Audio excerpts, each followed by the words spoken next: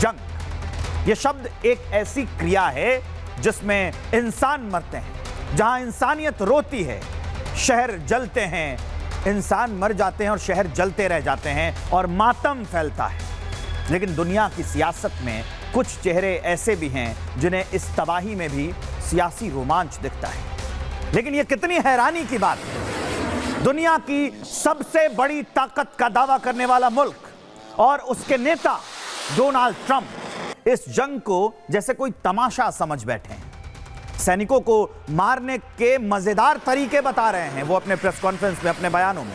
जब हुक्मरानों को जंग के खेल में उनको मजा आने लगे तो समझ लीजिए कि चंद लोगों की वजह से इंसानियत खतरे में है। आज तो सीधा सवाल यह भी है कि क्या महाशक्ति बनने का मतलब यह है कि जंग को भी एंटरटेनमेंट बना दिया जाए, या फिर दुनिया के साथ साथ अमेरिका को भी अपने नेतृत्व से डरना चाहिए जो तबाही में भी सियासी मजा ढूंढ रहा है।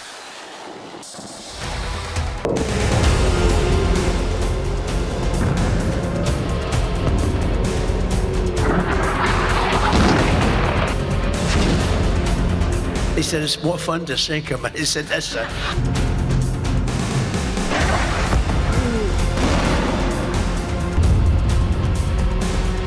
ईरान में 11 दिन से मौत का तांडव हो रहा है और अमेरिकी राष्ट्रपति ट्रंप को मौत का खेल देखकर मजा आ रहा है।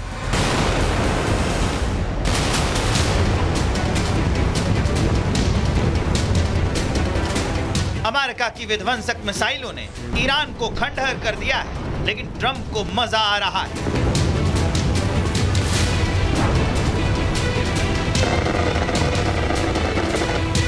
मिडिल ईस्ट में तबाही है, दुनिया पर तेल का संकट गहरा गया है और ट्रंप मजे ले रहे हैं।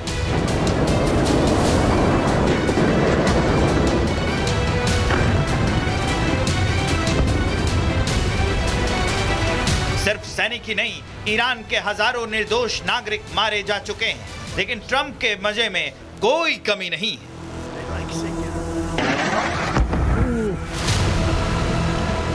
दक्षिणी ईरान के मिनाब स्कूल को अमेरिका की टॉमहॉक मिसाइल ने बर्बाद कर दिया। हमले में 165 स्कूली बच्चों की मौत हो गई।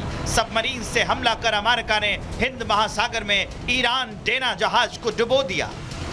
हमले में 104 ईरानी नौसैनिकों की मौत हो गई। 11 दिन की जंग में ईरान के 1300 से ज्यादा आम नागरिक और सैनिक मारे जा चुके हैं।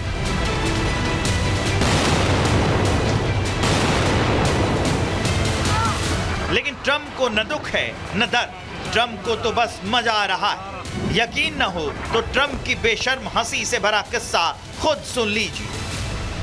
The Navy is gone. It's all lying at the bottom of the ocean. 46 ships. Can you believe it? In fact, I got a little upset with our people. I said, "What quality of ship? Excellent, sir. Top of the line." I said, "Why didn't we just capture the ship? We could have used it. Why did we sink them?" He said, "It's more fun to sink them." I said, "That's a..."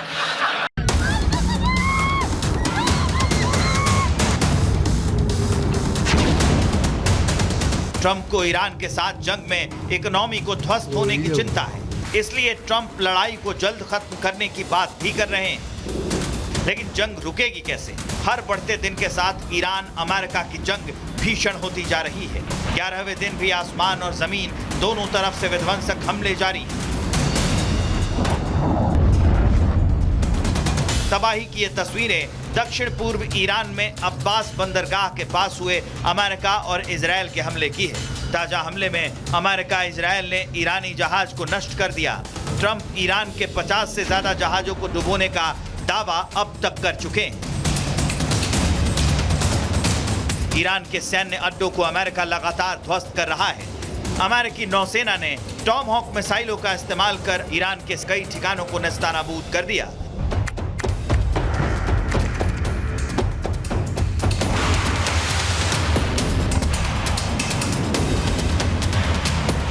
पलटवार करने में Iran भी पीछे नहीं है। Iran ने drones की खेप दागकर बगदाद में अमेरिकी बेस को दहला दिया। अमेरिका के हर बेस को ईरान तबाह करने में जुटा है। एरबिल में संयुक्त अरब अमीरात के वाणिज्य दूतावास को भी आज ईरान ने निशाना बनाया। हालांकि ईरानी ड्रोन्स को इंटरसेप्ट कर लिया गया है। जंग में घातक ड्रोन्स का इस्तेमाल दोनों तरफ से हो रहा है। ईरानी सेना का दावा है कि बोरूजर्द में इजराइल ने हेरमेस 900 ड्रोन दागे, जिसे ईरान के डिफेंस सिस्टम ने हवा में ही नष्ट कर दिया। ईरान के साथ हिजबुल्लाह भी कदम से कदम मिलाकर जंग लड़ रहा है। दक्षिणी लेबनान में इजरायली टैंक खियाम को हिजबुल्लाह ने गोला बारूद के साथ उड़ा दिया।